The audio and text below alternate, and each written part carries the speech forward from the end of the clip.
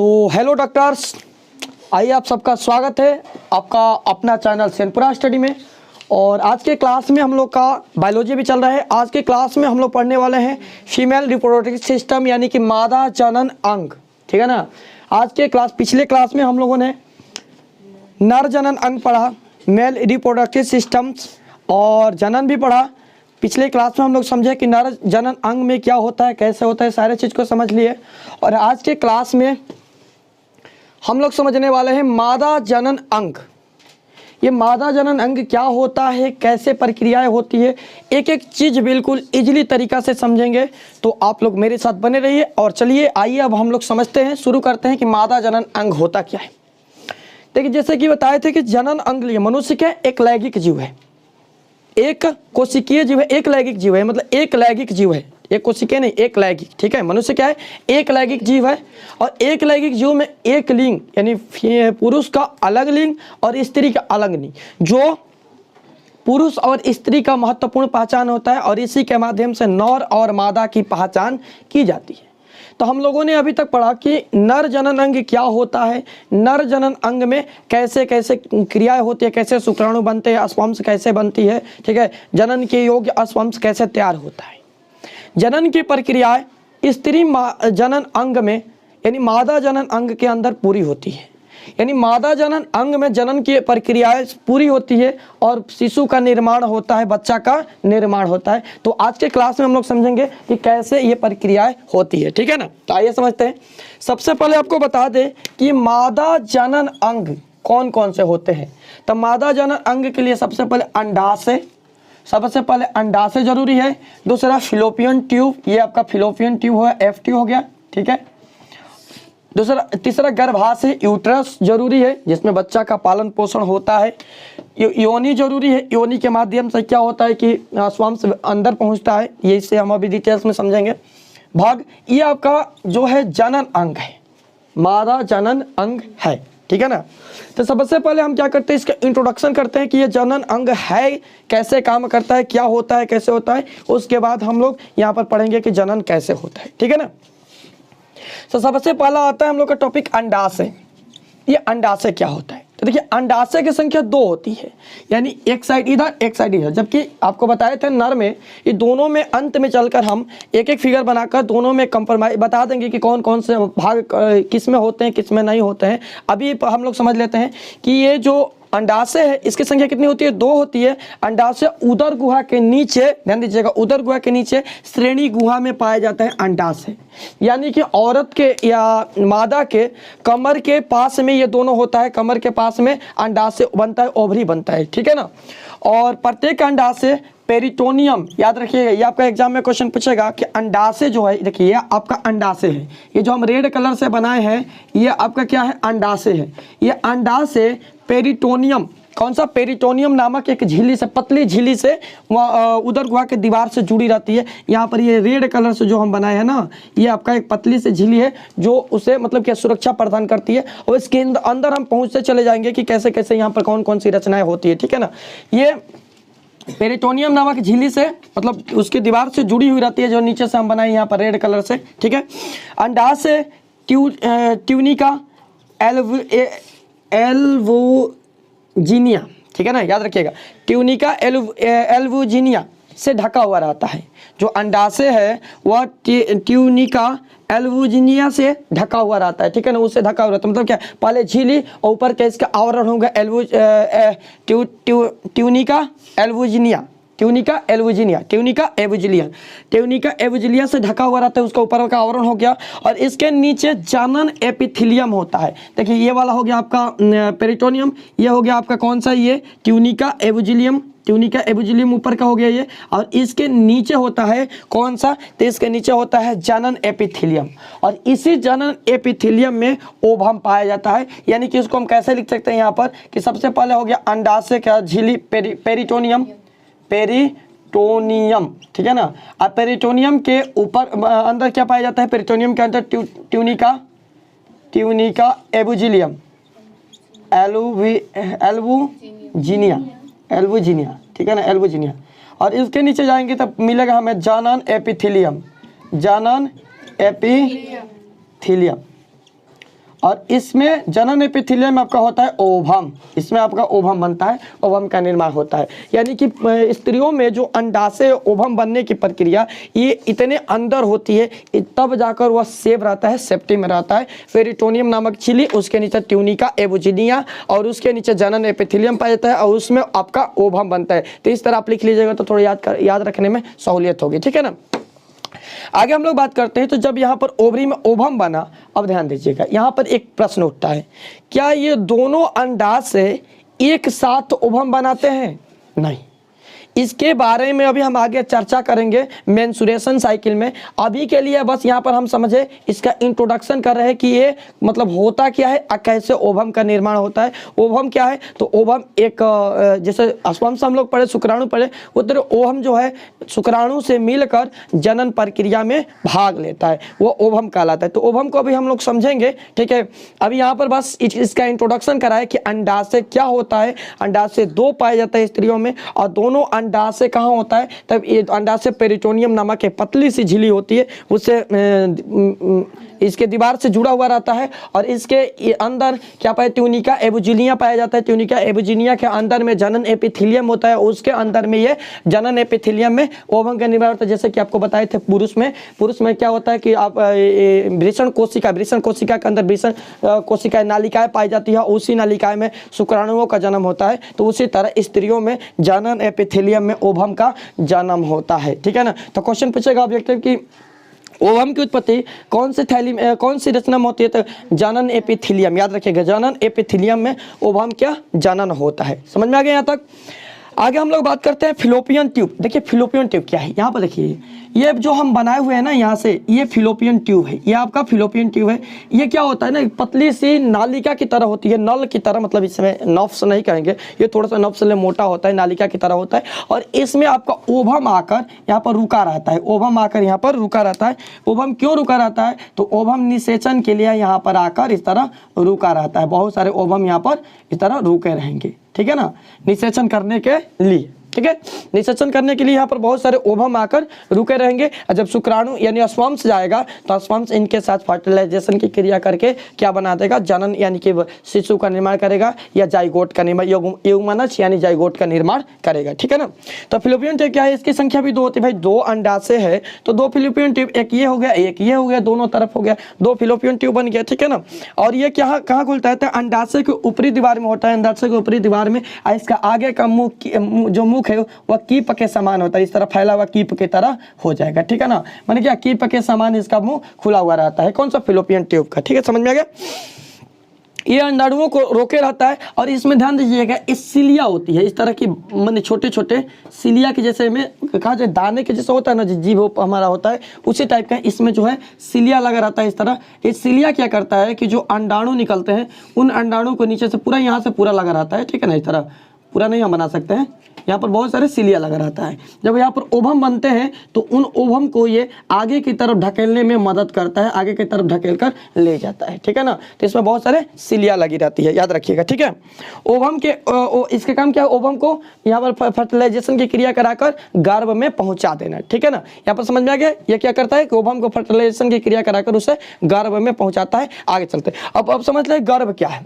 तो देखिए गर्भ एक मोटी दीवार की बनी हुई रचना, तीन कोण रचना है, यानी यहाँ पर गर्भ इस तरह के बनेगी, ठीक है। यहाँ पर इस तरह की दीवार ये आपका गर्भ कहलाएगी। यहाँ पर हम इसे गोल बना देते हैं, ठीक है। हम क्या करते हैं इसको अभी गोल बनाते हैं। थोड़ा सा ये तीन कोण सी रचना है, यहाँ पर जितना जगह बचा है ना, यहाँ तीन कोण जैसा जगह बचा है तो तीन कोण सी रचना होती है। यूट्रस कहलाता है यानी गर्भाशय कहलाता है, गर्भाशय, ठीक है ना। गर्भाशय में ही बच्चे का पालन पोषण होता है, गर्भाशय में ही बच्चे का जो चाहिए उसको भरपूर एनर्जी अब कहाँ मिलता है? गर्भाशय के अंदर ही मिलता है, गर्भाशय के अंदर ही उसका पालन पोषण रहता है। बच्चे का जो नाभि होता है, नाभि के माध्यम से जुड़ा होता है, यानी कि माँ के भोजन के बच्चे का भोजन नाभि के माध्यम से, नफ्स के माध्यम से दिया जाता है, ठीक है ना। आगे समझ में, गर्भाशय जो है अंदर तीन कोण सी रचना होती है गर्भाशय। ये क्या होता है? मूत्राशय के नीचे ऊपर ये भाग वाला जो बना है ना, ये मूत्राशय है और मूत्राशय मूत्राशय के नीचे ये मूत्राशय और मलाशय यानी कि रेक्टम, मूत्राशय और रेक्टम आपको पीछे पढ़ाए थे। मूत्राशय और मलाशय यानी दोनों के बीचों बीच स्थित होता है कौन, ये गर्भाशय दोनों के बीचों बीच स्थित होता है और बीच में श्रेणी गुहा में स्थित रहता है और इसी में बच्चे का पालन पोषण होता है। ठीक है ना, मैंने बच्चा यानी भ्रूण, ये युग्मन जाइगोट इसमें आता है, जाइगोट का पालन पोषण होकर भ्रूण का निर्माण करता है। इसकी दीवार मोटी होती है ताकि दीवार, चूंकि बच्चों को गर्भाशय में बच्चा रहेगा तो इसकी दीवार होती है जो मोटी होती है। मोटी होने के कारण इसके अंदर बच्चा आसानी से रह जाता है और ये जनन के बाद में और भी मोटी होती चली जाती है। ठीक है ना, शुरुआत में बात किया जाए तो इसकी लंबाई, ध्यान दीजिएगा, इसकी लंबाई 7 से 8 सेंटीमीटर होती है। यानी नॉर्मल स्त्री में, बिना प्रेगनेंसी के स्त्री में यूट्रस कितना बड़ा होता है, 7 से 8 सेंटीमीटर होता है। ठीक है ना, माने जो औरत या स्त्री जो प्रेगनेंट नहीं है उसके अंदर ये 7 से 8 सेंटीमीटर लंबा रहेगा। ठीक है, और प्रेगनेंसी के बाद यानी कि लगभग 8वें महीने आठवें महीने में ये 18 से 20 सेंटीमीटर बढ़ जाता है। अभी ये तिनकोन सी रचना रहेगी, यानी नॉर्मल अवस्था में, नॉर्मल वे में क्या रहेगा, ये 7 से 8 सेंटीमीटर लंबा रहेगा और ये तिनकोन सी रचना होगी, तिनकोन सी रचना। लेकिन जब इसमें बच्चा आएगा और 8वें महीने, यानी बच्चे के लिए 9 महीने होता है। ठीक है ना, लड़का रहेगा तो 9 महीने, लड़की रहेगा तो 9 महीने 10 दिन अधिक लगता है, 10 दिन या 5 दिन अधिक लग जाता है। क्यों, तो लड़कियों के शरीर में कुछ और भी लड़कों से ज़्यादा मतलब ग्रंथियाँ होती है, लड़कों से ज़्यादा पार्ट्स होते हैं, थैलियाँ होती है, तो उसके निर्माण में तो 10 दिन 15 दिन अधिक समय लग जाता है लड़कों के अपेक्षा में। ठीक है, तो 8वें महीने में जात इसकी रचना कैसी हो जाती है, 8वें महीने में जात ये 1820 सेंटीमीटर हो जाता है, बड़ा हो जाता है फैलकर, और फैलकर बड़ा होकर इसकी रचना अंडा आकार की हो जाती है, यानी गोल हो जाती है, अंडा आकार की। ठीक है ना, और इसी अवस्था में आप लोग देखे होंगे कि इसी अवस्था में जो प्रेग्नेंस औरत होती है उनके जो पेट होता है निकल जाता है बाहर। किस अवस्था में, तो जब वो 18 से 20 सेंटीमीटर लंबा होगा तब वो अंडा के आकार के होता है, तो इसलिए बाहर दिखने लगता है, यानी बाहर निकल जाता है। ठीक है ना, समझ में आ गया ये, यानी 7 से 8 सेंटीमीटर लंबी कब, जब प्रेगनेंसी नहीं होगी तब, नॉर्मल अवस्था में। और ये कैसे, तिनकोन सी रचना, और जब प्रेगनेंसी हो जाएगी तो 18 से 20 सेंटीमीटर हो जाएगा। कैसी रचना हो जाएगी, तो ये गोल अंडाकार रचना हो जाएगी, क्योंकि इसमें बच्चा का पालन पोषण शुरू में बच्चा आ जाएगा। ठीक है ना, ये समझ में आ गया। और एक समझ लेते हैं इसको, ये थैली जो है इसका, ये तो पहले से रहता है, लेकिन इसमें विकास कब होता है, तो किशोरावस्था के बाद इस थैली में विकास शुरू होता है।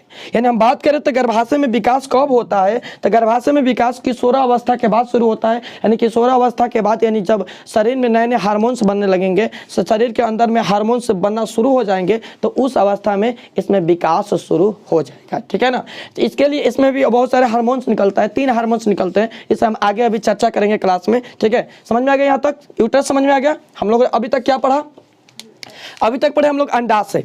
अंडाशय क्या होता है, तो अंडाशय जो ओवम बनाता है, और यहाँ से अंडाशय कहाँ रहता है, तो हम कहेंगे अंडाशय कहाँ पर बनता है, ओवरी में। ठीक है ना, अंडाणु कहाँ बनेगा, तो अंडाशय के अंदर अंडाणु बनता है, अंडाशय के अंदर अंडाणु बनता है। ठीक है ना, अब अंडाशय है क्या, तो कहेंगे अंडाशय एक पेरिटोनियम नामक पतली से झिल्ली से घिरा हुआ रहता है, और यह इसके अंदर क्या पाया जाता है, तो ट्यूनिका एलुविजिनिया, ठीक है, पाया जाता है। और इसके अंदर जनन एपिथेलियम होता है, जनन एपिथेलियम में ओवम का निर्माण होता है, ओवम बनता है, और यहाँ से ओवम निकलकर ये आगे फिलोपियम ट्यूब में आकर रुका रहता है, और यहाँ पर शुक्राणु के साथ में फर्टिलाइजेशन की क्रिया, निषेचन की क्रिया होता है, और उसके बाद में वो युग्मनज जाइगोट बनाता है। वो जाइगोट यूट्रस में जाकर उसका पालन पोषण होता है, वह शिशु बन के, बच्चा बन के बाहर वापस समय के अनुसार निकलता है। ठीक है ना, और गर्भाशय, उसके बाद फिलोपियन ट्यूब, हम बड़े फिलोपियन ट्यूब क्या है, तो फिलोपियन ट्यूब जो है एक प्रकार की नालिका है, नाली की जैसे इसकी रचना होती है, आगे की तरफ एक कीप के द्वारा कीप जैसा खुला हुआ रहता है,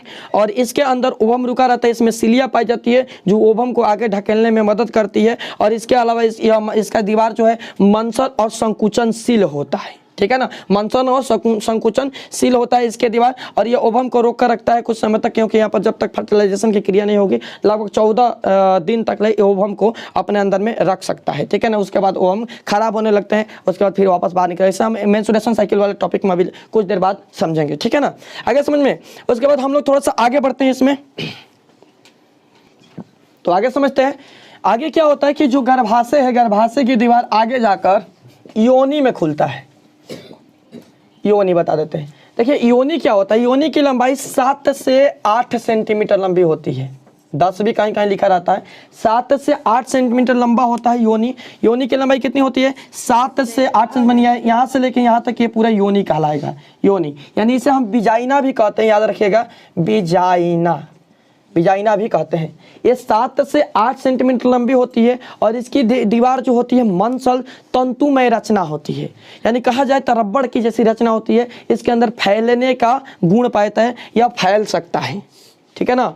ध्यान से समझिएगा, योनि क्या है, 7 से 8 सेंटीमीटर इसकी लंबाई होती है और ये तंतुमय ऊतक से बना होता है जिसके अंदर फैलने का गुण पाया जाता है या फैल सकता है, ठीक है ना, या फैल सकता है। यानी कि जब कहा जाए तो जब सेक्सुअल रिलेशन बनाया जाता है, ध्यान दीजिएगा, जब सेक्सुअल रिलेशन बनाया जाता है तो उस समय यह फैलकर बड़ी हो जाती है, या कहा जाए तो बच्चे का जनन होता है तो बच्चे का जनन के समय यह फैलकर बड़ी हो जाती है, ठीक है ना, जिससे आसानी से जनन हो सके। तो यह तंतुमय रचना होती है और यह रबड़ की जैसी रचना होती है। यह जो गर्भाशय की दीवार है, गर्भाशय की दीवार ये आकर कहाँ खुलती है, तो ये आकर खुलती है योनि में, योनि यानी विजाइना में खुलती है। विजाइना में आगे की तरफ यह बढ़ती जाती है। विजाइना एक तंतुमय रचना है, ये रबड़ की जैसे फैलती है और यहाँ से ये आगे चलकर विजाइना आगे चलकर कहाँ खुलता है, तो विजाइना आगे चलकर वल्वा में खुलता है। यानी विजाइना के मुख्य द्वार को क्या कहते हैं, वल्वा कहते हैं, वल्वा।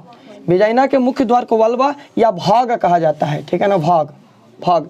विजाइना के मुख्य द्वार को ये क्या कहता है, विजाइना या वाल्व कहा जाता है। विजाइना या वाल्व हमेशा सिकुड़ी हुई रचना रहती है, यह सिकुड़ी हुई रचना रहती है जो क्या करती है, ये योनि की दीवार यानी कि विजाइना के दीवार को बंद करती है, ठीक है ना, विजाइना को दीवार को बंद करती है। ये बंद करने का काम करती है कि इसमें विजाइना में अतिरिक्त समय में कोई कीड़ा मकोड़ा या कोई मतलब वायरस या बैक्टीरिया अंदर ना पहुंच पाए, इसलिए द्वार को क्या कर देती है, वल्वा जो है बंद करके रखता है, ठीक है ना। यह कब खुलती है, तो यह मूत्र विसर्जन और स्पर्म्स के अंदर लेने या बच्चा जनन की प्रक्रिया के समय यह खुलती है। ये खुलकर उसमें से बच्चा जनन की प्रक्रिया, मूत्र विसर्जन, ये सब क्रिया होती रहती है। कब, वल्वा या भाग के ये काम है, ठीक है ना। अब बात करें हम लोग थोड़ा सा और इसमें चलते हैं हम आगे, तो इसमें एक हाइमन झिल्ली पाई जाती है। योनि के नीचे एक हाइमेन नामक एक झिल्ली होता है। यहाँ पर ये बनाए हुए है ना, ये एक पतली सी हाइमेन झिल्ली होता है, इस तरह की पतली सी ये झिल्ली होता है, ठीक है ना, बहुत पतली सी झिल्ली होता है, मतलब इतना पतला कि कागज से भी पतला होता है ये हाइमन झिल्ली। ये हाइमन झिल्ली होता है, कागज से भी पतला होता है।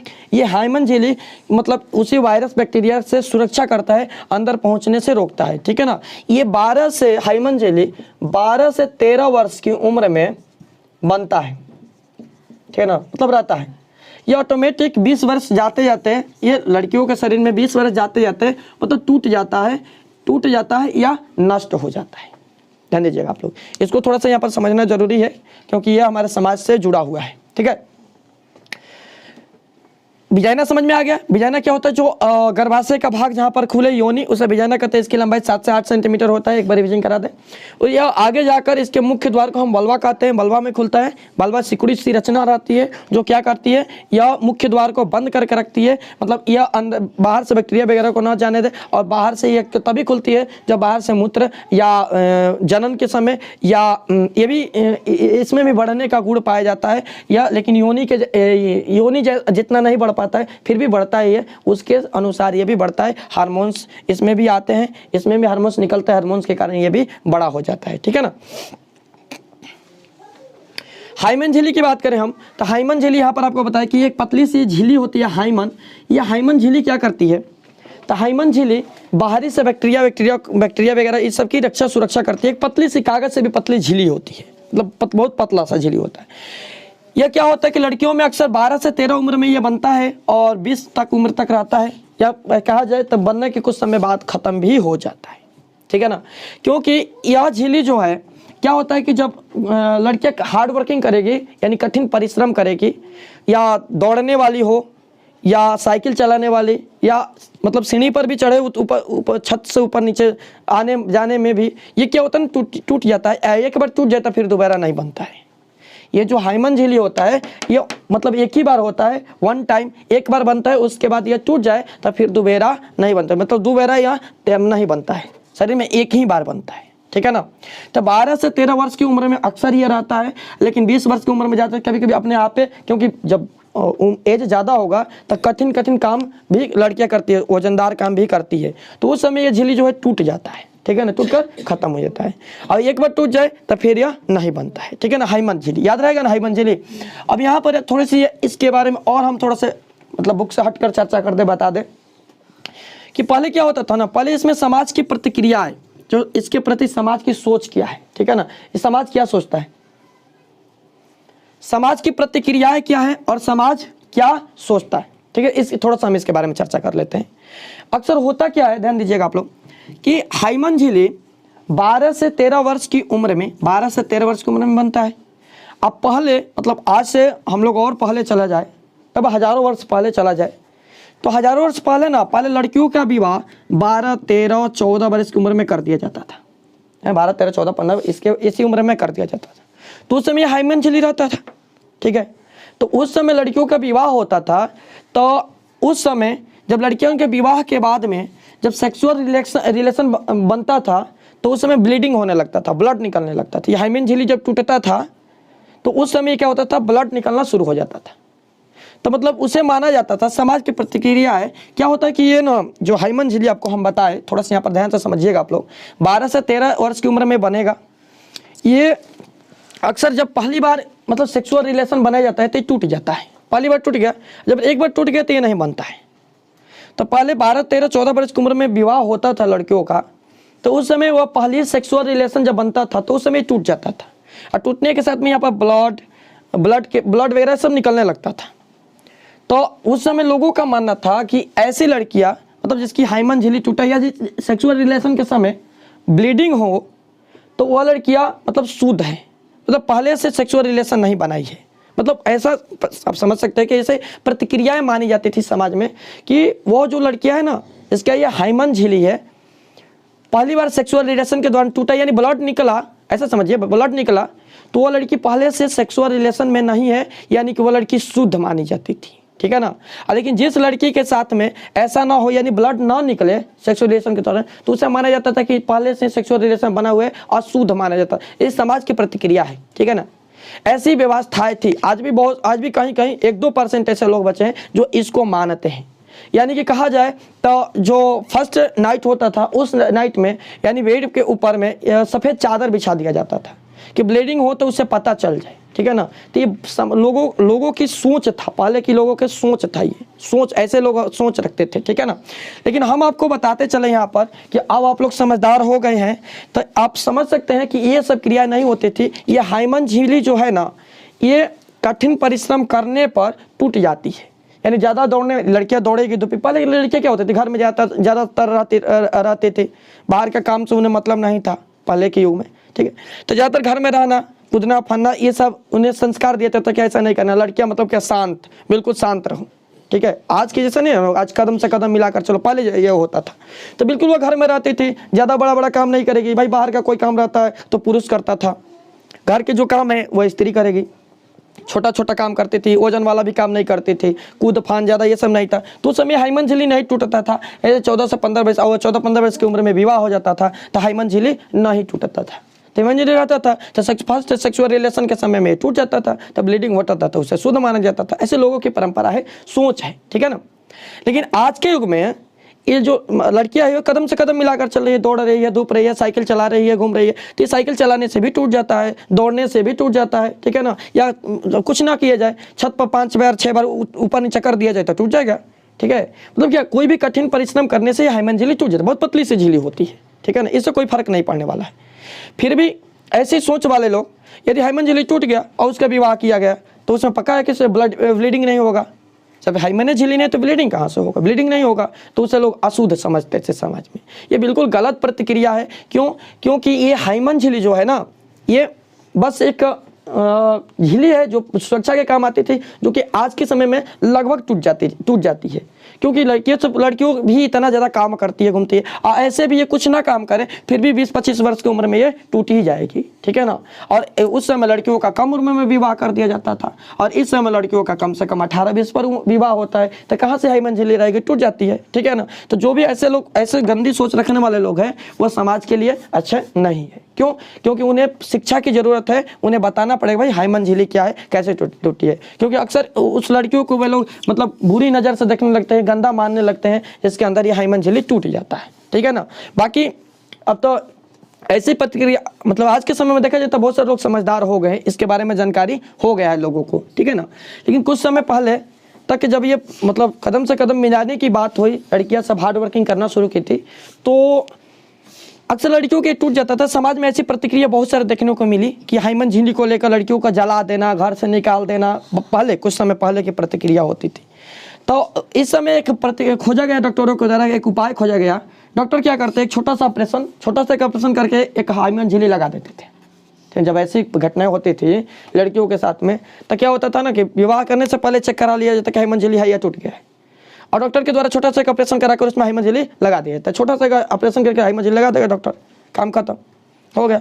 उसके बाद सेम प्रक्रिया चलेगा। तो ये मतलब डॉक्टरों का भी प्रयास काफ़ी ज़्यादा अच्छा है। लोग मान लेंगे कि चलो भाई हाई मंजिली है, यही ना मानना है और क्या। तो ये एक मतलब व्यवस्थाएं थी, ठीक है ना। इसके ऊपर बहुत सारे मूवी भी बनाए गए ताकि लोगों के ऊपर मतलब समझदारी बढ़े, लोग समझे, ठीक है ना। समझ में आ गया ना हाई मंजिली। अब इसको हम बंद करते हैं यहाँ से, ठीक है। तो ध्यान दीजिएगा, जो भी आज के युग के बच्चे हैं, जो भी आज के युग के लोग हैं, बच्चे नहीं लोग भी, वो अब समझ जाइए कि भाई ये बस मामूली से एक झिल्ली है, इससे कुछ फर्क नहीं पड़ने वाला है। यानी ये एक झिल्ली खत्म हो गया है तो इससे कोई अपने जो रिलेशन है, संबंध है, उस पर इसका प्रभाव ना डाले, ठीक है ना। क्योंकि ये बता दे, अभी आपको बताए कि थोड़ा सा भी कठिन परिश्रम करने से ये टूट जाता है, इससे कोई फर्क नहीं पड़े। यानी किसी लड़की का हाईमन झिल्ली नहीं है तो इसका मतलब यह नहीं है कि वो लड़की अशुद्ध है, शुद्ध नहीं है, ठीक है। तो चलिए, इससे कोई प्रभाव नहीं पड़ने वाला। ओके, हम लोग आगे बढ़ते हैं। आगे वल्वा बता दें आपको कि वल्वा क्या है। वल्वा क्या है, जो यहाँ से ये विजाइना का मुख्य द्वार है, इसके बारे में आपको हम समझा दिए। तो हम लोग लगभग जनन अंग को समझ लिए हैं। अब समझना बाकी है कि जनन अंग में निषेचन की क्रिया कैसी होती है और मेंस्ट्रुएशन साइकिल क्या होता है। तो निषेचन क्रिया से पहले हम लोग समझ लेते हैं मेंस्ट्रुएशन साइकिल थोड़ा सा, ठीक है ना। हम लोगों ने समझ लिया कि ओवम कहाँ बनता है, ओवम कहाँ आकर रुका रहता है, गर्भाशय क्या है, गर्भ क्या है, और ये आगे कैसे बढ़ता है, ये आगे चल के विजाइना क्या है। विजाइना ध्यान दीजिएगा, विजाइना के मुख्य काम आपको बता दिए कि विजाइना का मुख्य काम क्या है कि अंदर से ये बच्चा को जन्म में मदद करेगा, और इसके अलावा पेनिस को लेने में मदद करेगा, यानी कि पेनिस यानी कि शिशन को लेने में भी मदद करता है। ये 7 से 8 सेंटीमीटर लंबा होता है विजाइना का भाग, और ये गर्भाशय की दीवार होती है जो कि गर्भाशय के समय में, यानी कि जब बच्चा यूट्रस में आ जाएगा तो ये और मोटी होती चली जाती है। उस बच्चा के सुरक्षा प्रदान करने के लिए ये थोड़ी सी मोटी हो जाती है, और इसके अंदर से हार्मोन्स निकलना शुरू हो जाते हैं, ठीक है ना। 3 प्रकार के हार्मोन्स निकलते हैं, इसे भी हम लोग समझेंगे। थोड़ा सा एक और छोटा सा टॉपिक है, उससे पहले क्लियर कर लेते हैं। मेंस्ट्रुएशन साइकिल, यानी कि मेंस्ट्रुएशन साइकिल के बहुत सारे क्रिया नाम है, जैसे कि मानसिक चक्र, मासिक चक्र, ठीक है ना। इसके अलावा रजोधर्म, ठीक है, रजोधर्म भी इसे बोला जाता है, या मेंस्ट्रुएशन साइकिल शॉर्टकट में MC भी बोला जाता है, ठीक है ना। मेंस्ट्रुएशन साइकिल MC कहा जाता है। थोड़ा सा इसे समझ लेते कि ये है क्या। हम वहाँ पर पिछले क्लास में नर वाले में बताए थे, नाम इसका आया था, तो उस समय बताए थे कि इसे हम लोग चलेंगे तो यहाँ पर आसानी से समझेंगे, ठीक है ना। ये MC क्या होता है, मेंस्ट्रुएशन साइकिल क्या होता है, तो ध्यान दीजिएगा।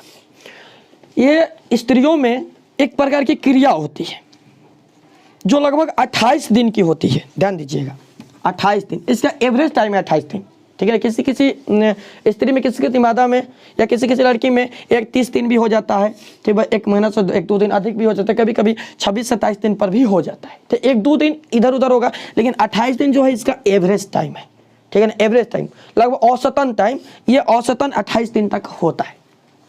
अब ध्यान दीजिएगा, स्त्रियों में तो 2 ओवम है, 2 अंडाणु है ना। स्त्रियों में 2 अंडाणु है, अंडाशय है। अब 2 अंडाशय है, तो यहाँ पर पहला प्रश्न यह उठता है कि क्या दोनों अंडाशय में एक ही टाइम पर अंडाणु बनेंगे, एक ही टाइम पर मेंस्ट्रुएशन साइकिल होगा? नहीं, ये दोनों अंडाणु जो है ये बारी बारी से चलते हैं। जैसे मान लीजिए कि जनवरी के महीना में किसी लड़की को जनवरी के महीना में 1 तारीख को ये मेंस्ट्रुएशन साइकिल MC आया, ठीक है। तो अगले 28 दिन के बाद जब दूसरा महीना शुरू होगा तो वह मान लीजिए कि इस वाले में जनवरी के महीना में आया, तो फरवरी के महीने में इस वाले में आएगा, इस वाले में नहीं आएगा। तो इसी तरह एक एक महीने पर ये चलता है। एक महीने इस पर आएगा तो अगले महीने में इसमें आएगा, अगले फिर इस वाले में आएगा तो अगले महीने में इस वाले में आएगा। ठीक है ना, समझ में आ गया। जब ये फिलोपियन टाइप विकसित होता है, यानी कि देखे होंगे लड़कियों के जो कमर होते हैं वह लड़कों से थोड़ा सा चौड़ा होते हैं। क्योंकि उसके अंदर में फिलोपियन ट्यूब रहता है, ये सारे क्रियाएं होती रहती है, इसलिए तो उसके मतलब कमर की चौड़ाई जो लड़कों की अपेक्षा थोड़ा सा चौड़ा होता है। और चौड़ा होता है तो उस समय में प्रेगनेंसी के समय में बच्चा जनन में सहायक होता है। और जिस लड़कियों का कमर चौड़ा नहीं होता है उस समय में क्या होता है, सहायक नहीं होता है, थोड़ी सी समस्या होती है, यानी ऑपरेशन जैसे बीमारी ऑपरेशन वगैरह के मतलब नौबत आ जाता है। तो उसके थोड़ा सा और आगे हम चर्चा करेंगे। ठीक है ना। ओवम की हम यहाँ पर चर्चा कर रहे थे, तो ओवम यहाँ पर समझ गए कि यानी कि एक महीने में इसमें बनेगा तो फिर अगले महीने इसमें बनेगा। ठीक है ना, 28 दिन का काल चलता है। अब हम लोग समझ सकते हैं यहाँ पर थोड़ा सा इसे समझ लेते हैं कि कैसे कैसे कब मतलब निषेचन की क्रिया करना चाहिए, कब निषेचन करना चाहिए ताकि ये जो क्रियाएं है वह क्रियाएं को मतलब ये पूरा हो सके। ठीक है ना। तो 28 दिन में ध्यान दीजिएगा। मान लीजिए कि आज फर्स्ट दिन MC आया। ठीक है ना। MC में होता क्या है कि ओवम बनकर ये निकलते हैं, ओवम बनना शुरू हो जाता है। MC है क्या, मानसिक चक्र है क्या, तो हम लोग कहेंगे ओवम बनकर जब तैयार होते हैं निकलते हैं तो ओवम बनने की जो प्रक्रिया उसे MC कहते हैं। और MC का आना ये क्या होता है, MC में क्या होता है, ब्लड या शरीर के पूरे गंदगी बाहर निकलता है विजाइना के माध्यम से। तो वो क्या होता है थोड़ा सा यहाँ पर समझ लेते हैं। जैसे मान लीजिए कि आज MC आया कि अगले 7 दिन तक इसमें ओवम बनेंगे। ठीक है ना। फर्स्ट दिन से 7 दिन तक इसमें ओवम बनेंगे। फर्स्ट दिन से 7वां दिन तक ओवम बनेगा। 7वां दिन ओवम बनकर तैयार हो जाएगा, यानी अंडाणु बनकर तैयार हो जाएगा। अब ये 7वां दिन के बाद में यानी एक पहला दिन से लेकर 7 दिन के अंदर में निषेचन क्रिया नहीं करना चाहिए। निषेचन क्रिया यानी कि पुरुष और स्त्री के नर युग्मक के मेल को हम लोग क्या कहते हैं, निषेचन कहते हैं। ठीक है ना। और इस क्रिया को करने की घटना को हम लोग संभोग कहते हैं, संभोग। ठीक है ना। निषेचन करने की क्रिया को क्या कहा जाता है, संभोग कहा जाता है। ठीक है ना। और ये पहले दिन से 7वें दिन तक ध्यान दीजिएगा। थोड़ा सा बायोलॉजी पढ़ना कठिन हो जाता है इसी सब वर्ड के लेकर। ठीक है ना। लोगों के अंदर में गलत प्रतिक्रिया होने लगती है, माइंड में एक गलत मतलब डायरेक्शन बन जाता है। तो आप लोगों से भी निवेदन है कि आप लोग कुछ ऐसा वैसा कमेंट ना कीजिएगा। पढ़ाना आपको जानकारी देना ये मेरा फर्ज है। ये जानकारी रहेगा तभी आप लोग मतलब इसे समझ पाएंगे, अच्छे से समझ पाएंगे, अच्छे से मतलब इसका फॉलो कर सकेंगे। ठीक है ना। तो थोड़ा सा यहाँ पर ध्यान दीजिएगा। ठीक है। पहले 1 तारीख से लेकर 7वें तारीख तक ओवम बनेगा। जब ओवम बनकर रेडी हो गया तो ये 7 तारीख के बाद में 7 फिर 7 और फिर 7, 2 सप्ताह, 3 सप्ताह नहीं, ये 7 हो गया यहाँ पर ना। 7 के बाद में अगला 7 से 14 तारीख, 14 से 21 तारीख। ठीक है ना। यानी पहले 1 से 7 दिन पर यानी जब MC आया, मेंस्ट्रुएशन साइकिल आया, तो पहले 1 तारीख से 7 तारीख के बीच में संभोग नहीं करना चाहिए। यदि इस कंडीशन में संभोग कोई करता है तो उसे यौन संक्रामक बीमारी भी हो सकता है या एड्स वगैरह भी हो सकता है।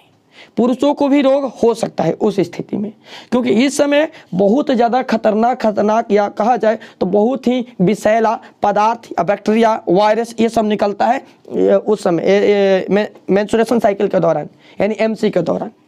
जो विजाइना के माध्यम से इसमें किसी औरत या किसी लड़की को तो रक्त भी निकलने लगता है। तो इस दौरान ये बहुत सारे विषाणु युक्त बहुत सारे इसमें बैक्टीरिया, ये गंदगी बाहर निकलता है। और इसी दौरान यदि कोई व्यक्ति संभोग करे या सेक्स करे तो उस अवस्था में उस व्यक्ति को यौन संक्रामक बीमारी हो जाती है या और अदर बीमारी जैसे एड्स वगैरह भी होने की संभावनाएं बढ़ जाती है। ठीक है ना। यानी कि पहले 7 दिन तक संभोग की प्रक्रिया नहीं करना चाहिए। उसके बाद 7 दिन से लेकर यानी इसी दौरान हमारे समाज में लड़कियों को अशुद्ध भी माना जाता है। जब मेंस्ट्रुएशन साइकिल होगा तो लड़कियों को अशुद्ध, लड़कियों को देखे होंगे आप लोग या जो भी लड़की होगी उन्हें पता होगा कि जब मेंस्ट्रुएशन साइकिल आता है तो आपके घर की माँ या आपके घर के जो बड़े हैं वो कहते हैं कि नहीं पूजा का सामान नहीं छूना है, ये नहीं करना है, वो नहीं करना है, यहाँ नहीं जाना है, वहाँ नहीं जाना है, क्योंकि इस दौरान यह 4 या मतलब लगभग देखिए इसका एवरेज टाइम क्या है, ये 7 दिन तो हम बता दिए, लेकिन 7 दिन तक इसमें गंदगी नहीं निकलता है। ये पहले दिन हो या पहले दिन, दूसरे दिन, तीसरे दिन, 3 या 4 दिन तक ऐसी क्रिया होती है। ठीक है ना। मतलब एवरेज ज़्यादा से ज़्यादा 4 दिन, 4 या 5 दिन तक। बहुत सारे लड़कियों में किसी किसी में 5 दिन तक ये क्रिया होती रहती है, यानी 5 दिन तक ले शरीर की जो मतलब गंदगी हो बाहर निकलता रहेगा, रक्त वगैरह ये सब निकलता रहेगा। वो होता क्या है वो भी हम चर्चा करेंगे इससे आगे थोड़ा सा, ये निकलता रहेगा। तो ये 4-5 दिन की मतलब लगभग घटनाएं होती है ऐसी, ठीक है ना। किसी किसी में 1 या 2 दिन के अंदर ही सारे क्रिया खत्म होते हैं, 1 या 2 दिन के बाद में मतलब सारे ये निकलना बंद हो जाता है, ठीक है ना। किसी किसी में 3 दिन, किसी में 4 दिन, ठीक है। तो इसका कोई निश्चित समय नहीं है, मतलब इसका एक एवरेज मान लीजिए तो 4 दिन अधिक से अधिक या 5 दिन, ठीक है ना। सब लड़कियों में अलग अलग प्रक्रियाएं होती रहती है, तो ये 4 या 5 दिन का अंतराल होता है। मतलब इसलिए इसे 7 दिन माना गया है कि 7 दिन के अंदर जितने भी ये बने रहते हैं सारे चीज निकल जाते हैं और नए ओवम बनकर फिलोपियन ट्यूब में रेडी हो जाते हैं। यहाँ से नए ओवम बनकर ये पूरे फिलोपियन ट्यूब में भर जाएंगे, यहाँ तक भरकर रेडी है। अब ये किस लिए रेडी है कि फर्टिलाइजेशन की क्रिया करने के लिए रेडी है, ठीक है ना। और 7 दिन के बाद में यानी एमसी के 7वें दिन के बाद में 7 दिन से 14 और 14 से 21 यानी 7 तारीख मतलब 1 तारीख को एमसी आया तो 7 तारीख तक ले निषेचन नहीं करना चाहिए, संभोग नहीं करना चाहिए, सेक्स नहीं करना चाहिए, ठीक है ना। और 7 तारीख के बाद 7 से 21 तारीख के बीच में जो टाइमिंग है, इसका समय है, ये सबसे उचित समय होता है जनन प्रक्रिया को पूरा करने के लिए। 7 तारीख से 21 तारीख मतलब ये डेट हम यहाँ पर मान कर चले हैं कि 1 तारीख को एमसी है, ठीक है ना। अब किसी मादा में 28 तारीख को एमसी आया तो 28 तारीख को आया तो उसके अनुसार वह चलेगा, ठीक है ना। हम यहाँ पर 1 तारीख को मान के चले हैं। तो 7 तारीख से 21 तारीख यानी 7वें दिन से 21वें दिन के बीच का जो समय होता है, इस समय यदि संभोग किया जाए, इस समय रिलेशन बनाया जाए, इस समय निषेचन किया जाए तो जो शुक्राणु या स्पर्म्स जो जाएंगे वह स्पर्म्स ये ओवम से मिलकर फर्टिलाइजेशन की क्रिया कर लेंगे, यानी जनन प्रक्रिया पूर्ण हो जाएगी। इसमें भी सबसे उचित टाइमिंग क्या होता है, तो सबसे उचित टाइमिंग 13वां, 14वां, 15वां, ये 3 सबसे उचित टाइमिंग होता है। मतलब क्या इस टाइमिंग में यदि संभोग किया जाए या इस टाइमिंग के अंदर में सेक्स किया जाए तो उस दौरान जो निषेचन की क्रिया होगी यह पक्का है कि प्रेगनेंसी हो जाएगी। मतलब इसके अलावा और भी दिनों में हो जाएगी, मतलब थोड़ा सा ज़्यादा चांसेस बनता है 13, 14, 15 दिन, 13वां, 14वां, 15वां दिन में। इस दिन में पक्का है कि निषेचन क्रिया पूरा हो जाएगा, ठीक है ना। यदि शुक्राणु में कुछ प्रॉब्लम ना हो, अंडाणु में कोई प्रॉब्लम ना हो, माने पुरुष और स्त्री में कोई भी समस्या ना हो गुणसूत्र में, तो ये पक्का है कि 13वां, 14वां, 15वां दिन में निषेचन की क्रिया संपन्न हो जाएगा, इसमें कोई शक नहीं है, ठीक है ना। लेकिन इसके पहले यानी कि लगभग 7 से 21 दिन के भीतर संभोग किया जाए तो इसमें पक्का है कि मतलब निषेचन क्रिया हो जाएगा, यानी जनन प्रक्रिया पूर्ण हो जाएगा, यानी कि कहा जाए तो स्त्री जो है प्रेग्नेंट हो जाएगी, ठीक है ना। समझ में आ गया। अब 21वें दिन के बाद बचता है और 7 दिन हम लोग का 28, 7 दिन। अब 21वें दिन तक यदि निषेचन की क्रिया संभोग नहीं हुआ, यानी कहा जाए तो शुक्राणु स्पर्म्स नहीं पहुंचा, तो 21वें दिन के बाद में ये जो ओवम है ये खराब होने लगेंगे। इनका मतलब ओवम का जीवन काल बात किया जाए तो ये आपका 2 सप्ताह होता है, लगभग 14 दिन होता है। जबकि यहीं पर स्पर्म्स की बात कर लिया जाए तो स्पर्म्स का जीवन काल 20 मिनट का होता है, शुक्राणु का जीवन का 20 मिनट का होता है, यानी 20 मिनट के अंदर ये मर जाता है, नष्ट हो जाता है। शुक्राणु जो पढ़ाए थे वो पुरुष में पाया जाता है, ये 20 मिनट का होता है, 20 मिनट के अंदर में ये मर जाता है, ये खत्म हो जाता है। और यदि ये जब बच्चा कि भाई कैसे निषेचन किया जाए, तो ये 20 मिनट के अंदर मर जाता है, लेकिन जब ये ओवम के साथ मिल जाता है तो 12 घंटा, ठीक है ना, 12 घंटा तक ये स्थिर रहता है, 12 घंटा तक निषेचन करता है। 12 घंटे निषेचन करने के बाद ये युग्मनज में बदलने लगता है, लगभग 12 घंटा तक, ठीक है ना। 12 घंटा तक ही निषेचन कर लेगा। इसके अलावा इसका भी और भी टाइमिंग है, 12 घंटे तक ही निषेचन करता है और ओवम जब निषेचन कर लेगा तो 36 घंटा के अंदर धीरे धीरे ये युग्मनज में बदलने लगेगा और यहाँ से 36 घंटे के बाद धीरे धीरे जो युग्मनज बनेगा, जाइगोट बनेगा, वह गर्भाशय में आकर धीरे धीरे शिशु का रूप लेने लगेगा, ठीक है ना। 36 घंटे के बाद ये गर्भाशय में चला जाता है, वहाँ पर पोषण होकर ये 9 महीने के बाद में बच्चा बनकर बाहर निकल जाता है, ठीक है ना। यदि इस दौरान में यानी बात किया जाए कि इस दौरान यानी कि 12 घंटे के अंदर निषेचन क्रिया नहीं हुआ, जाइगोट नहीं बना, तो ये फेल हो जाता है। मतलब क्या ये बंधन, ये कुछ भी समस्या हो पुरुष या स्त्री के शुक्राणु में, स्पर्म्स में, ओवम में, तो ये दोनों फेल हो जाता है, निषेचन नहीं, फर्टिलाइजेशन नहीं करता है और यह क्या होता है कि वापस से ये विजाइना के माध्यम से नष्ट होकर बाहर निकल जाता है, ठीक है ना, समझ में आ गया। और ये बात किया जाए तो 21वें दिन के बाद में क्या होता है, तो 21वें दिन तक यदि शुक्राणु यानी स्पर्म्स ना पहुँचे तो ये धीरे धीरे अब नष्ट होने, इसमें जो लाइसोसोम वगैरह है इसको मारकर नष्ट करने लगता है। धीरे धीरे ये क्या होगा, नष्ट हो जाएगा। और नष्ट होकर ये नष्ट होगा 7 दिन तक नष्ट होगा। 7 दिन तक ये मतलब कहा जाता है सड़ेगा, खराब होगा। और ये खराब होकर अगले 7वें दिन यानी 28वें दिन ये क्या हो जाएगा, अब ये बाहर निकलने लगेगा। ये जिसमें इसमें म्यूकस या गंदगी जितने भी अंदर रहेंगे सड़ गल कर जो बने रहेंगे, ये सारे सड़े गले पदार्थ के साथ में ये क्या करेगा, बाहर निकलेगा। तो वहीं बाहर निकलता है तो उसी को हम लोग कहते हैं क्या, एमसी बोलते हैं कि एमसी आ गया, ठीक है ना, एमसी आ गया, ठीक है ना, मेंस्ट्रुएशन साइकिल हो गया, ठीक है।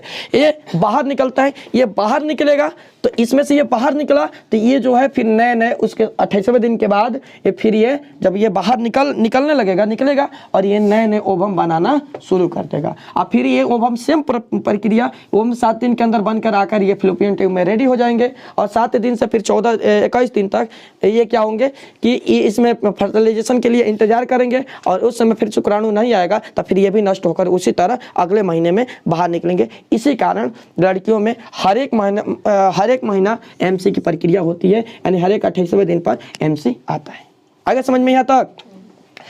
अब हम लोग थोड़ा सा समझ लेते हैं और यहाँ पर कि ये आपको बताया कि यहाँ से क्या गया कि पेनिस के माध्यम से या पेनिस ले आपका जो पेनिस के माध्यम से स्पर्म्स जो है या स्पर्म्स पहुंचा कहाँ पर, ये यूट्रस में पहुंचा। तो ध्यान दीजिएगा पेनिस के साथ में आपको बताए, थोड़ा सा इसे हम इरेज कर देते हैं तब समझ में आएगा, ठीक है। यानी पेनिस के माध्यम से आपका 7 ml कम से कम स्पर्म्स पहुंचना चाहिए। 7 ml से कम रहेगा तो जनन प्रक्रिया नहीं हो सकती है, ठीक है ना, क्योंकि 7 ml जरूरी होता है स्पर्म्स जनन प्रक्रिया करने के लिए। क्योंकि 7 ml जाएगा मतलब लगभग संख्या एक बात किया जाए कि मतलब लगभग कि जनन के लिए लगभग कितने शुक्राणुओं की आवश्यकता है संख्या में, तो हम कह सकते हैं कि 20 लाख लगभग, मतलब 20 लाख रहेगा तो हो जाएगा। इससे भी अधिक जाता है मतलब रहता है, लेकिन लगभग हमें एक 20 लाख एवरेज में चाहिए। यदि 20 लाख शुक्राणु है तो जनन प्रक्रिया हो जाएगा, ठीक है ना। शुक्राणु आपको बताए थे कि शुक्राणु कैसे होता है कि पिछले क्लास में फोटो के साथ में वहाँ पर हम लोग समझे थे कि 20 लाख जो है तो 20 लाख है तो ये हो जाएगा आराम से। क्यों, देखिए पेनिस क्या होता है, जब सीसन योनि में प्रवेश करेगा तो सीसन योनि में प्रवेश करके यहाँ से क्या करते हैं, योनि में जब आगे बढ़ता है यहाँ पर जब सीसन जो आगे बढ़ता है तो यहाँ से आगे बढ़कर इसमें स्पर्म्स को छोड़ देता है, यहाँ से प्रेशर के साथ में स्पर्म्स को छोड़ देता है। योनि सीसन जो है प्रेशर के साथ में क्या करता है, स्पर्म्स को जोड़ के, क्योंकि उसको उत्तेजित करता है। कौन से वहाँ पर बताया था आपको कि कौन से ग्लैंड उत्तेजित करता है, ये शुक्राणु को कौन से ग्लैंड उत्तेजित करता है,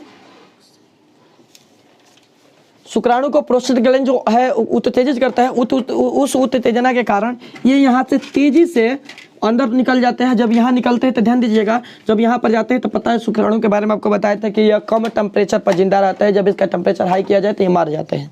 तो यहाँ से जब ये पहुँचे तो कुछ तो यहाँ पर आए तो यहाँ पर क्या है, मूत्राशय के भाग है, जो मूत्राशय यहाँ से होकर बाहर निकलता है तो मूत्राशय के संपर्क में आए। तो मूत्राशय के संपर्क में आने के बाद कुछ शुक्राणु मर गए, क्योंकि मूत्राशय के टेम्परेचर जो है 37 डिग्री सेल्सियस होगा मूत्र का, तो उसमें बहुत सारे बैक्टीरिया, तो कुछ शुक्राणु जो यहाँ ऊपर गए, जो शुक्राणु यहाँ से ऊपर गए वो तो मर गए, ठीक है ना। और दूसरे टाइप मान लीजिए कि इधर आपका मेंस्ट्रुएशन साइकिल इधर आया है, ठीक है, तो यदि दूसरे टाइप इधर जो शुक्राणु गए अब यहाँ से जाएंगे तो वहां से तो चारों तरफ जाएंगे ना, उनको थोड़ी नहीं पता है कि इधर ही ओवम है भाई, इधर ही जाना है हमें, ठीक है। तो वो इधर जो जाएंगे, यहाँ से जो इधर जाएंगे, यहाँ पर ओवम नहीं है, यहाँ पर ओवम नहीं है, तो यहाँ पर जो गए वो तो खत्म हो गए, खराब हो गए भाई, उनको तो कोई मतलब नहीं, ओवम रहेगा तब ना निषेचन करेंगे। और इधर जो जाएंगे वही फर्टिलाइजेशन करेंगे, निषेचन की क्रिया करेंगे। है समझ में ना, इधर जो जाएंगे वही फर्टिलाइजेशन की क्रिया करेंगे, निषेचन की क्रिया करेंगे और निषेचन करके बच्चा का निर्माण करेंगे। इसलिए 7 ml लगभग जरूरी होता है, यानी 20 लाख हमें जरूरी होता है यह जनन की प्रक्रिया को पूरा करने के लिए। 20 लाख रहेंगे, लगभग 20 लाख लगभग है, ठीक है ना, लगभग 7 ml। यदि इससे जो कम रहेंगे इधर ही जाकर मर जाएंगे, खत्म हो जाएंगे, आगे बढ़ ही नहीं पाएंगे, तो निषेचन की क्रिया नहीं होगा। लेकिन कभी कभी क्या होता है ना, कभी कभी केसेस में देखा गया है कि स्पर्म से 7 ml के कम है, फिर भी निषेचन की क्रिया हो जाती है बाईपास, ठीक है ना, मतलब हो जाती है, मतलब कहा भगवान की कृपा हो गई। मतलब क्या, तो ये क्या होता है ना कि यदि जब स्पर्म को छोड़ा गया तो स्पर्म इधर उधर ना जाकर कभी कभी मतलब ऐसे होता है, बहुत सारे कम केसेज में ऐसे होता है कि ये इधर ही घूम जाते हैं और इधर जाकर इस ओवम से निषेचित हो जाते हैं डायरेक्ट। कम ही है लेकिन इधर ही जाकर निषेचित हो, क्योंकि ध्यान दीजिएगा 7 मतलब 20 लाख चाहिए, लेकिन एक ही शुक्राणु जो है ना, एक ही शुक्राणु निषेचन करता है। इतने सारे सब बेकार हो जाते हैं, सब नष्ट हो जाते हैं। बस एक शुक्राणु काफ़ी है, एक ही शुक्राणु जो है निषेचन करता है और एक ही शुक्राणु निषेचित करके और ये जाइगोट का निर्माण करता है। बस एक ही शुक्राणु, एक शुक्राणु और एक ओवम, ठीक है ना, एक शुक्राणु और एक ओवम आपस में निषेचन करके क्या बनाते हैं, युग्मनज या जाइगोट का निर्माण करते हैं, बच्चा की प्रक्रिया में सफल होते हैं, ठीक है ना। एक ही यहाँ पर याद रखिएगा, बस एक। तो जो यहाँ पर पहुँच गया, कम है लेकिन पहुँच गया, तो हो गया काम भाई, ठीक है ना। ऐसे ऐसे केसों में क्या जाता है कि अक्सर देखिए कि जिस पुरुष में, यदि पुरुष में कोई कमी है या 7 mm से कम बना है, तो बहुत सारे डॉक्टरी विधि भी इसका आ गया है। मतलब जिसके माध्यम से क्या कहता है कि डॉक्टर क्या करता है, पुरुष का स्पर्म से निकाल कर उसे एक सिरिंज के माध्यम से वह औरत की यानी मादा के योनि में पहुँचा देते हैं, गर्भाशय में पहुँचा कर फिलोपियन ट्यूब तक पहुँचा देते हैं।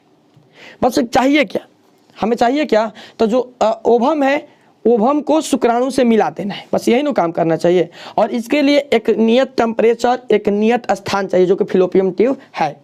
फिलोपियन ट्यूब है, खुला वायुमंडल में नहीं कर सकते, नष्ट हो जाएगा ना, बहुत सारे बैक्टीरिया खाकर खत्म कर देंगे। तो ये उसके लिए यहाँ पर क्या फिलोपियन ट्यूब उपस्थित है, तो वहाँ पर जाकर ये निषेचन क्रिया आप आराम कर देते हैं, बड़े अच्छे से हो जाता है। तो इसलिए क्या करते हैं कि किसी किसी व्यक्ति में 7 ml से कम बनता है ना, तो 7 ml से कम बने तो उस केसेस में क्या किया जाता है कि 7 ml से कम है तो कोई बात नहीं, उसके लिए डॉक्टरी विधि इस्तेमाल किया जाता है कि इसका पुरुष का स्पर्म से निकाल कर और पुरुष के स्पर्म को निकालकर एक सिरिंज के माध्यम से ये औरत के विजाइना से होते हुए फिलोपियन ट्यूब तक पहुँचा दिया जाता है, ठीक है ना। विजाइना से होते हुए फिलोपियन ट्यूब तक पहुँचा दिया जाता है और यहाँ पर जाकर ये निषेचन कर लेते हैं, उसके बाद सब प्रक्रिया नॉर्मल हो जाता है, ठीक है ना। तो ये इस्तेमाल किया जाता है डॉक्टरी मेथड के द्वारा। इसके अलावा यदि किसी ध्यान दीजिए, किसी के फिलोपियन ट्यूब में प्रॉब्लम हो या और भी इसके लिए इस्तेमाल किया जाता है, जैसे टेस्ट ट्यूब बेबी हो गया। टेस्ट ट्यूब बेबी कैसे होता है कि इसमें क्या किया जाता है ना कि स्त्री का ओवम निकाल लिया जाता है, स्त्री का ओवम निकाल लिया गया और पुरुष का शुक्राणु निकाल लिया जाता है। और जैसा यहाँ पर इसका टेम्परेचर वगैरह या जैसा यहाँ पर स्थिति है फिलोपियन ट्यूब का, वैसे ही एक शीशे का ट्यूब बना लिया जाता है। डॉक्टरी मेथड है, शीशे का ट्यूब बनाकर और उस शीशे के ट्यूब के अंदर क्या किया जाता है, शुक्राणु को अंडाणु को निषेचन करा दिया जाता है, बाहर निकालकर, शरीर से बाहर निकालकर ट्यूब के अंदर में दोनों का निषेचन करा दिया जाता है। और दोनों का निषेचन करके उससे जो जाइगोट बनता है, यानी उस 36 घंटे के अंदर जाइगोट बनेगा ना, उस जाइगोट को सुरक्षित उसका टेम्परेचर में से सब नियत रख के, यानी बिल्कुल अंदर के जैसा रखा जाता है बाहर भी। और उसको 36 घंटे के अंदर जब वो जाइगोट बन जाएगा तो वापस उसे सिरिंज के माध्यम से उठाकर गर्भाशय में छोड़ दिया जाता है, ठीक है। जैसे मान लीजिए सीलिया खराब हो गया तो वो बनेगा लेकिन अंदर नहीं जाएगा तो नष्ट हो जाएगा, अरे कहेंगे बच्चा खराब हो गया, नहीं बन पाया, ठीक है। तो अंदर उसे गर्भाशय में ले जाकर छोड़ दिया जाता है, ठीक है ना। वो नहीं जो 2-3 महीना 4 महीना पर खराब होता है, वो दूसरे कारण हार्मोन्स के कारण वो प्रक्रिया होती है, ठीक है ना। तो वापस ले जाकर छोड़ दिया जाता है। तो उसमें जो बच्चा बनता है उसे क्या कहते हैं, टेस्ट ट्यूब बेबी कहते हैं या टेस्ट ट्यूब बेबी बोला जाता है। इसके अलावा एक और होता है स्टेप मदर। स्टेप मदर में क्या होता है ना, ध्यान दीजिएगा, ये लोग जो शौकीनी वाले लोग होते हैं ना, अक्सर वो इस्तेमाल करते हैं इसका, ठीक है ना। जैसे कि हीरोइन वगैरह, मतलब अब तो कम है लेकिन बहुत पहले इस्तेमाल होता था कि मतलब क्या अपना जो मतलब क्या रूपरेखा है वो खराब ना हो जाए। मतलब कहा जाए तो जो शरीर का बनावट है या बात किया जाए कि मतलब बूढ़ा ना हो, नौजवान बना रहे हमेशा, इसके लिए क्या करते पहले होता था ना कि इसमें क्या होता था कि स्त्री का ओवम निकाल लिया जाता था। सेम प्रोसेस यही होता था, स्त्री का नहीं, पुरुष का स्पर्म से निकालकर और स्त्री का स्पर्म से निकालकर इसे उठाकर कहाँ डाल दिया जाता था, तो इसे उठाकर दोनों का निषेचन कराकर किसी दूसरे औरत के गर्भ में डाल दिया जाता था। यानी बिना वह सेक्सुअल रिलेशन बनाए, बिना निषेचन क्रिया कराए ही वह माँ बन जाती थी, ठीक है ना। इसे स्टेप मदर कहा जाता था। ऐसी घटना हमारे भारत में होती थी पहले ज़्यादा, ठीक है ना, स्टेप मदर, ठीक है। या स्त्री में समस्या है, स्त्री में ओवम नहीं बन रहा है, अब पुरुष में शुक्राणु में कोई दिक्कत नहीं है, तो ऐसे केसेस में क्या कहा जाता था कि बड़े बड़े लोग जो पैसे रुपये वाले लोग होते थे, वह किसी गरीब मतलब या नौकरानी वगैरह या किसी गरीब कोई लड़की को हायर कर लेते थे और उन्हें डॉक्टर के मदद से क्या करते थे कि पुरुष का जो स्पर्म्स है, पुरुष का ऑफस्पर्म्स के और उसके स्त्री का ऑफस्पर्म्स के दोनों के मिलाकर और उसके गर्भ में छोड़ दिया जाता था। मतलब क्या, उसका कुछ नहीं है उसमें, ठीक है ना। वो केवल मतलब वो सेक्सुअल रिलेशन भी नहीं बनाई, फिर भी वो माँ बन जाती थी। बस माँ बनने के लिए चाहिए क्या? तो माँ बनने के चाहिए ओवम चाहिए और शुक्राणु चाहिए, बस ये नहीं दो मेन है। तो उसके गर्भ में डाल दिया जाता था और वो उससे जो बच्चा पैदा होता था वो स्टेप मदर कहलाएगी। अब मतलब क्या, उसका है नहीं फिर भी वो माँ कहलाएगी क्योंकि उसने जन्म दिया है। ठीक है, बच्चा किसी और का होता था। मतलब ये कब ऐसे केसेस में कब, जैसे मान लीजिए गर्भाशय खराब हो गया, ये गर्भाशय में कैंसर हो गया, इसे काट कर निकालना पड़ा, उसका कोई औलाद नहीं है, तो वो क्या उस केस में क्या पैसा वाली है तो क्या होगा? तो उस केस में डॉक्टर क्या करता था कि उसका ओवम निकाल लेता था और पुरुष का अस्वम से निकाल लेता था। दोनों का निषेचन कराकर किसी और दूसरे के औरत के गर्भ में स्थापित कर देता था। मतलब कि उसका ओवम नहीं है, उसका नहीं बना है, गर्भ में स्थापित कर दिया, उससे जो बच्चा बना वो बच्चा जन्म लेता था, बाहर आता था। उसका क्या है, उसमें गलती है? तो वो जो माँ है स्टेप मदर कहलाते थे। इसे बड़ा केसेस होते थे हमारे भारत में। वो जन्म देने के बाद में कहते थे कि नहीं हम बच्चा को नहीं देंगे, तो उसके खिलाफ बहुत सारे प्रक्रिया होती रहती थी। तो बस हम समझ गए यहाँ पर। ठीक है, अब ध्यान दीजिएगा, यहाँ पर और कुछ समझ लेते हैं हम लोग कि जब ये ओवम और शुक्राणु निषेचन कर लिए, जनन हो गया, जाइगोट बन गया और वह गर्भ में पहुंच गया, तो फिर ये 9 महीने तक, ध्यान दीजिएगा, 9 माह तक ये अंडा से ओवम नहीं बनाएगा। मतलब जब तक यूट्रस में बच्चा रहेगा ना तब तक ओवम नहीं बनाएगा। क्या बनाएगा? इससे हार्मोन्स निकलेंगे। ये हार्मोन्स जो है इस बच्चा के यूट्रस को सुरक्षा देगा। ठीक है ना, इसे प्रोटेक्शन करेगा। तो स्त्रियों में 3 ही प्रकार के हार्मोन्स होते हैं, थोड़ा सा इसे समझ लेते हैं तब आगे बढ़ेंगे। पहला होता है एस्ट्रोजन, एस्ट्रोजन जिसके बारे में हम लोग चर्चा किए थे पीछे। एस्ट्रोजन जिसे पुरुषों में होता है टेस्टोस्टेरोन होता है ना, जिसके कारण ये पुरुषों का द्वितीयक पहचान है टेस्टोस्टेरोन, पहला वृषण हम बताए थे। वही तरह स्त्रियों का पहला पहचान ये हो गया ओवरी ओवम, ये दूसरा पहचान एस्ट्रोजन। इसके कारण बताए थे कि क्या होता है, जैसे लड़कियों के स्तन में उभार आता है, हाँ, नेपल्स का रंग काला होता है। ठीक है, इसके अलावा आवाज़ जो है पतला हो जाता है, शरीर में अलग प्रकार के मोसा वगैरह ये सब निकलते रहते हैं एस्ट्रोजन के कारण। ये एस्ट्रोजन काफ़ी ज़्यादा सहायक होता है जनन प्रक्रिया में भाग लेने में। ठीक है ना, ओवम को बनाने में एस्ट्रोजन सहायक होता है। ठीक है ना, तो एस्ट्रोजन बनेगा शरीर में तभी वो लड़की कहलाएगी या औरत कहलाएगी। ये उसका द्वितीय मुख्य पहचान होता है एस्ट्रोजन। ठीक है ना, दूसरा जो हार्मोन निकलता है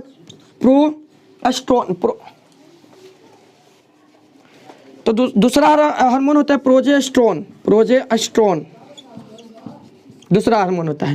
ध्यान दीजिए, प्रोजेस्टेरोन मतलब प्रोटेक्शन, प्रोटेक्शन से मान लीजिए याद कैसे रखिएगा, तो प्रोटेक्शन प्रोजेस्टेरोन, प्रोटेक्शन प्रोजेस्टेरोन।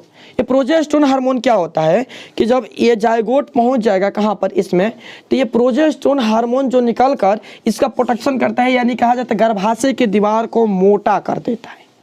गर्भाशय की दीवार को क्या करता है, मोटा कर देता है, ताकि वो उसमें जो बच्चा रहे वो सेफली रहे। और इसके अलावा जो अब देखिए गर्भाशय जो है बीच में है, तो इसके किनारे से मूत्र की दीवार है, तो यहाँ से जो मूत्र निकलेगा उससे जो खतरनाक बैक्टीरिया या यूरिया रहेगा उससे ये प्रोजेस्टेरोन जो है बचाता है। समझ में आएगा ना, प्रोजेस्टेरोन के काम क्या है, तो ये गर्भाशय की दीवार को मोटा कर देता है और ये क्या करता है, ये प्रोजेस्टेरोन की दीवार को मोटा कर दिया और ये बैक्टीरिया वगैरह से या बाहरी सुरक्षा से ये किसको, बच्चा को बचाता है, उस थैली के अंदर में सेफ रखता है, यानी कहा जाता है गर्भाशय की दीवार को मोटा कर देता है। तो प्रोजेस्टेरोन हार्मोन बनने लगता है। प्रेगनेंसी वाले औरतों में प्रोजेस्टेरोन नामक हार्मोन बनना शुरू हो जाता है। अब ध्यान दीजिएगा, जब ये हार्मोन बनता है तो ये कैसे बनता है, इसकी कमी होने लगी, यानी कोई औरत प्रेग्नेंट है और उसमें प्रोजेस्टेरोन नामक हार्मोन की कमी हो रही है, तो उसको आयरन की गोली दिया जाता है। ठीक है ना, डॉक्टर आयरन की गोली दे देता है, एक पता दे देगा खाते रहो भाई, तो आयरन की गोली दे देगा। आयरन की गोली से वो खाएगी तो प्रोजेस्टेरोन नामक हार्मोन जो है एक मेंटेनेंस समय रहता है, यानी बना रहता है। ठीक है ना, और ध्यान दीजिएगा तीसरा जो हार्मोन निकलता है वो निकलता है रिलैक्सिन, रिलैक्सिन नामक हार्मोन। अभी इसी नाम ही में सबका छुपा हुआ है, याद करने के मतलब अलग से याद करने की जरूरत नहीं है।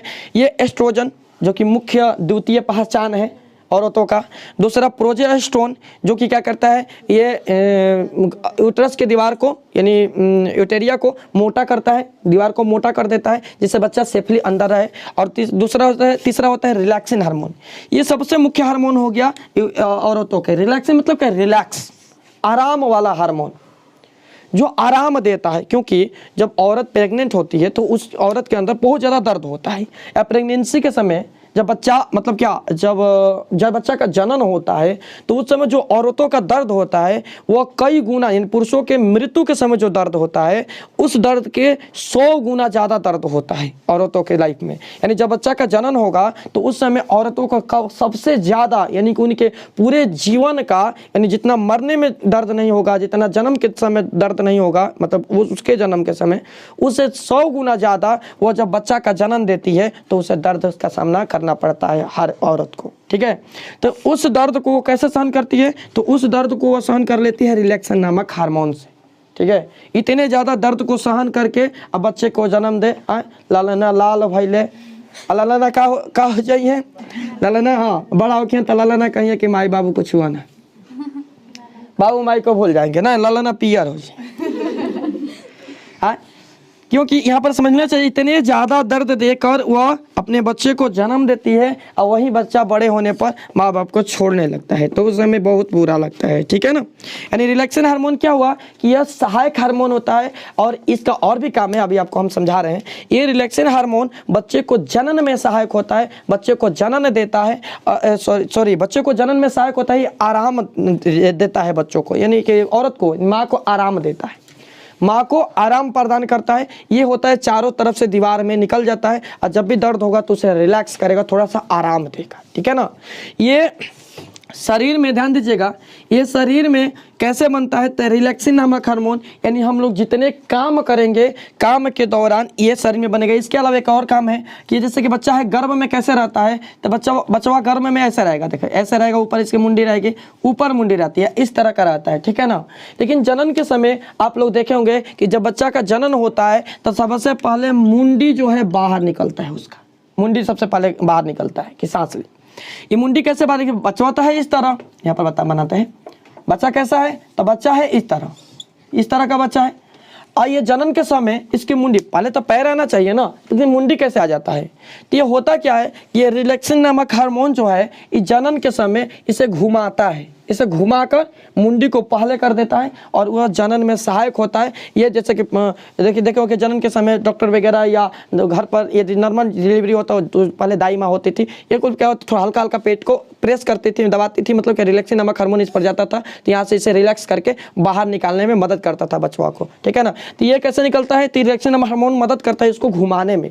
यदि यही रिलैक्सिन नामक हार्मोन ना बने ना तो उस समय इसे घुमाएगा नहीं, और घुमाएगा तो डिलीवरी नहीं हो पाएगा। ठीक है ना, यानी बच्चा प्रेगनेंसी में डिलीवरी नहीं हो पाएगा, और यदि उसका जल्द से ऑपरेशन नहीं किया गया उस माँ का तो उसको वो मर भी सकते हैं, इस अवस्था में मृत्यु भी हो जाती है रिलैक्सिन नामक हार्मोन ना निकले तो। यदि यही ज़्यादा मात्रा में निकले तो समझिए कि नॉर्मल डिलीवरी हो जाता है। अब पहले ये ठीक था, ठीक है ना, अब आज के लिए कम हो रहा है, लगभग हम देख रहे हैं कि 100 में लगभग 80 केसेस ऐसे ही होते हैं जिसमें ऑपरेशन करके ही बच्चा निकालना पड़ता है, और 20% केसेस में खाली नॉर्मल डिलीवरी होता है, अन्यथा वो भी नहीं होता है। ठीक है ना, क्यों? तो उनमें रिलैक्सिन नामक हार्मोन नहीं बन रहा। अब इसका कारण क्या है भाई, क्यों नहीं बन रहा है रिलैक्सिन नामक हार्मोन? ठीक है, क्या कारण है कि रिलैक्सिन नामक हार्मोन नहीं बन पा रहा है? तो इसका कारण समझते हैं हम लोग कि क्यों। ठीक है, इसका 2 कारण है। पहला कारण क्या है? कुछ डॉक्टरों की मतलब अपनी कमाई पहला कारण हो गया। क्या होता है कि अक्सर जो औरत प्रेग्नेंट होती है किसी न किसी डॉक्टर के कंसल्ट में रहती है, किसी न किसी डॉक्टर की आप दिखाती है भाई, समय समय पर 2 महीना 3 महीना के अंदर में चेकअप होता रहता है। तो उस समय यदि वो समझे ना तो उस डॉक्टर से बहुत सारी दवाई देते हैं कि ये दवाई खाना, हुआ दवाई आयरन की गोली, ये गोली वो गोली, ठीक है ना। उसमें एक गोली ऐसा भी आता है, लोग मतलब आता है गोली, वो दे देते हैं भाई रिलैक्सिन नामक हार्मोन ना बने, कम बने, ठीक है, धीरे धीरे खत्म हो जाए, तो गोली जानबूझकर दे देते हैं। ऐसा नहीं होता है, और ऐसा मतलब नहीं करना चाहिए। अब तो कम हो गया बहुत सारे, ठीक है ना, क्योंकि अब लोग समझदार हो रहे हैं, पढ़े लिखे बन रहे हैं, लेकिन पहले समझदार नहीं थे, पढ़े लिखे नहीं थे, तो थोड़ी समस्या होती थी, तो दे देते थे। और जब वो गोली औरत खाती थी तो उसके रिलैक्सिन नामक हार्मोन धीरे धीरे कम हो जाता था। अब ये कम हो गया तो डिलीवरी के समय दिक्कत होगा ना, तो वो डिलीवरी के समय जाती है तो कहता है कि भाई ऑपरेशन करना है, या नॉर्मल डिलीवरी लगभग 4000 5000 के अंतर में हो जाएगा, ठीक है। और वहाँ पर वह ऑपरेशन करके कहाँ 20,000 25,000 30,000 50,000 तक लगा देता है, ठीक है ना, तो उसकी कमाई का एक जरिया मिल गया, ठीक है। तो ये एक मतलब घटना हो सकता है, समझ में हुआ है इसलिए मैं आपको बता रहा हूँ, ठीक है ना, ऐसी घटना हुआ है। लेकिन अब लोग समझदार हो रहे हैं, तब उन्हें पता है कौन सी दवाई क्या है, कैसे है, वो ये सारी चीज़ समझ में आ रहा है, ठीक है ना। मेरे क्लास के साथ बने रहिए, सारे समझ में आएगा।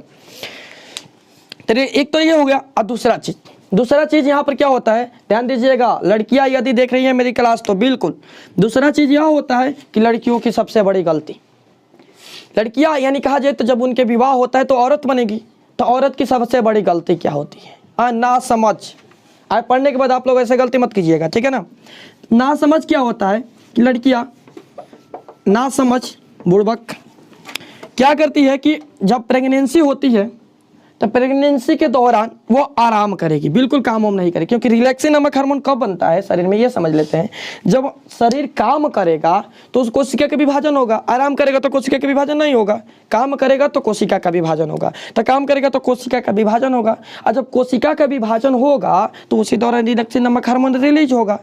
यानी काम करना चाहिए, काम करेगी तभी तो रिलैक्सिन नामक हार्मोन बनेगा। तो आजकल का समय क्या होता है भाई, प्रेगनेंसी हुआ तो थोड़ा सा मान सम्मान भी परिवार में बढ़ गया पहले के अपेक्षा। आराम से कोई कुछ नहीं बोलेगा, एकदम सुबह उठेगी 7-8 बजे सो करे कदम 7-8 बजे कोई नहीं बोलने वाला है। सासू माँ लेकर जाएगी और चाय पी लो, एकदम कोई दिक्कत नहीं, एकदम बिल्कुल सब एकदम खुशी में है। चाय दे रहे हैं, प्रेगनेंसी के पहले नहीं ले जाएगी चाय, और वो भी इसकी जिम्मेवार वो भी है, यहाँ पर ध्यान दीजिएगा बिल्कुल। प्रेगनेंसी के समय पहले नहीं ले जाएगी, पहले मांगेगी चाय लाओ, और 7 बजे तक सोई रहेगी ना। अब पूरे घर समझो कि एकदम पूरा बवाल हो गया। लेकिन जब प्रेगनेंसी हो जाएगा तो सासू माँ खुश रहेगी, मेरी नाती मेरे पोता आ रहा है, ठीक है ना। हंसना नहीं, मेरी नाती पोता आ रहे तो खुश रहेगी।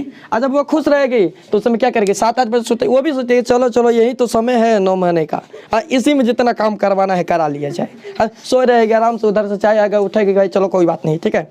उसके बाद ये वो इतने सारे नखड़े, ये वो फलान टिकन, इतने खाना वगैरह, ये पिस्ता बादाम दूध सारे चीज़ चलता रहेगा, ठीक है ना। काम भूल जाएगी, काम भूल कर भी एक काम नहीं करेगी, सबसे बड़ी गलती। जब वो काम नहीं करेगी तो उसके अंदर रिलैक्सिन नामक हार्मोन कहाँ से बनेगा।